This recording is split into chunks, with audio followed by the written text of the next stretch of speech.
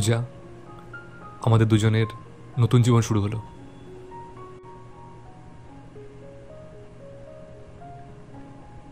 যেদিন থেকে তোমায় আমি প্রথম দেখেছিলাম সেদিন থেকেই তোমার একটা ছবি সবসময় আমার সঙ্গে থাকে।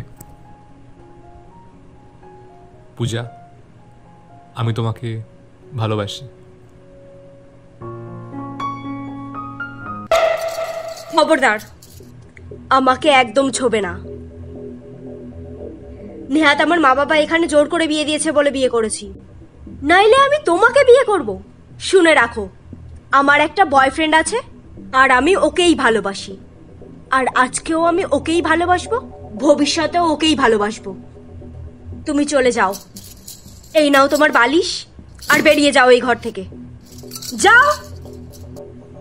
কিন্তু এসব কথা তুমি এখন আমাকে বলছো কেন?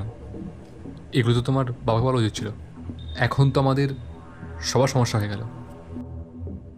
আমি পারতাম, জানো তো, আমি আমার মা বাবাকে জানাতে পারতাম, কিন্তু পল্টন তো কোনো কাজ করে না, আর আমার মা বাবা তো কোনো জবলেস ছেলের সাথে আমার বিয়ে দেবে না। ওই জন্য আমাকে তোমাকে বিয়ে করতে হলো। আর আমি যদি ঘর থেকে পালিয়ে যেতাম না, তাহলে হয়তো আমার বাবার কিছু একটা হয়ে যেত। আমার বাবার শরীরের অবস্থা ভালো না, তাই জন্য আমি পালিয়ে যেতেও পারিনি। আর এখন আমি তোমাকে ডিভোর্স দেব, সেটাও তো আমার পক্ষে সম্ভব না। এই সমস্ত কিছু জেনে গেলে আমার বাবা অনেক কষ্ট পাবে, হয়তো ওনার কিছু হয়েই যাবে।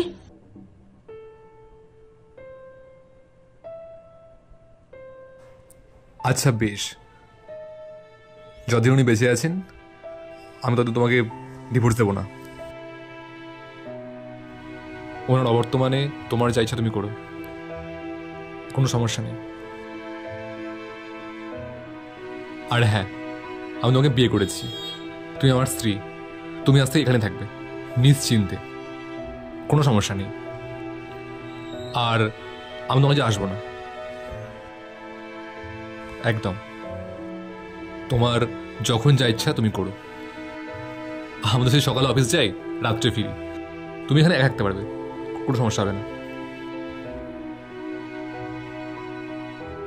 আমি আসছি।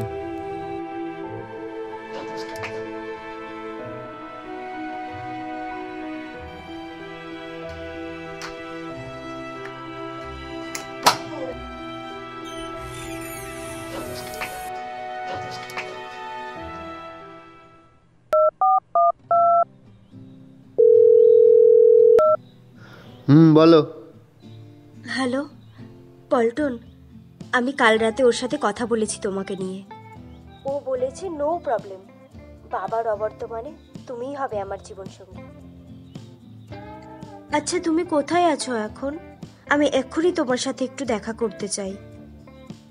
তুমি যদি বলো তাহলে তোমার বাড়িতে আসতে পারি।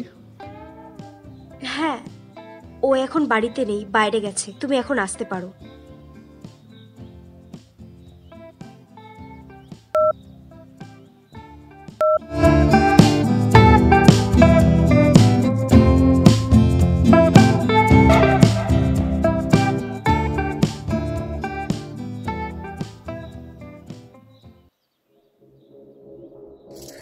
পল্টন,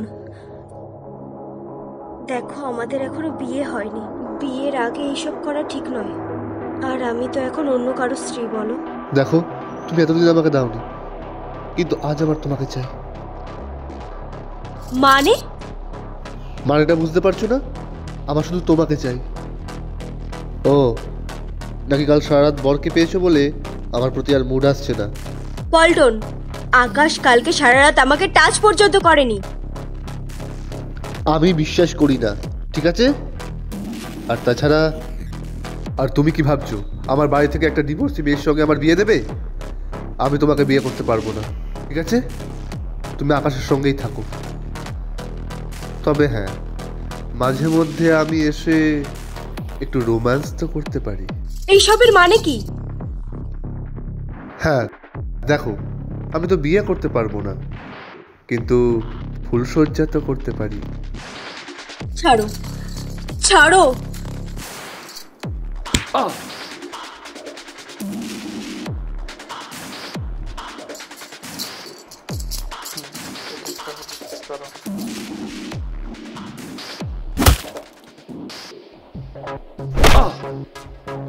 হারাম জাদা, কি হয়েছিস তুই? হ্যাঁ, আকাশ, মেরো না। যা এখান থেকে, যা।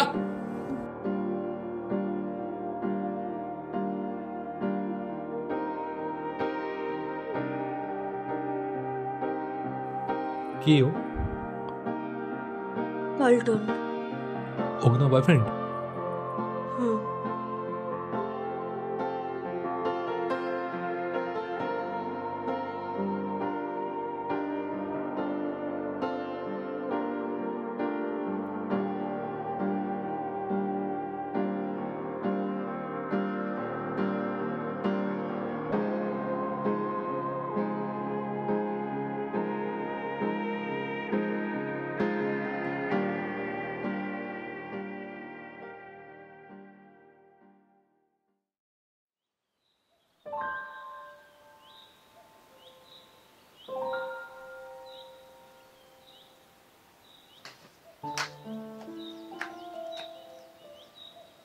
পূজা,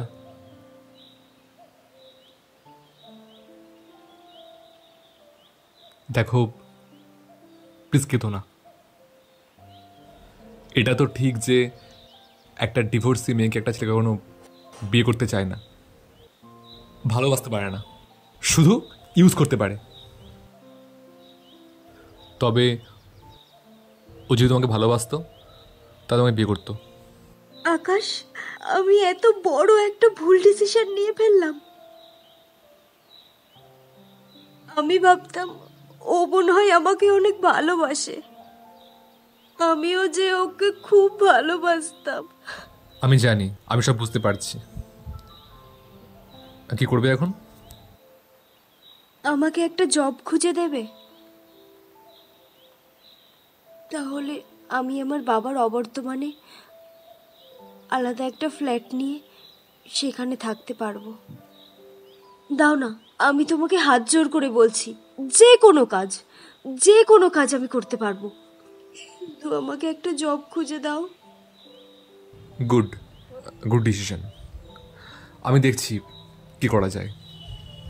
এনিওয়ে, তুমি এসে লাঞ্চ করে নাও।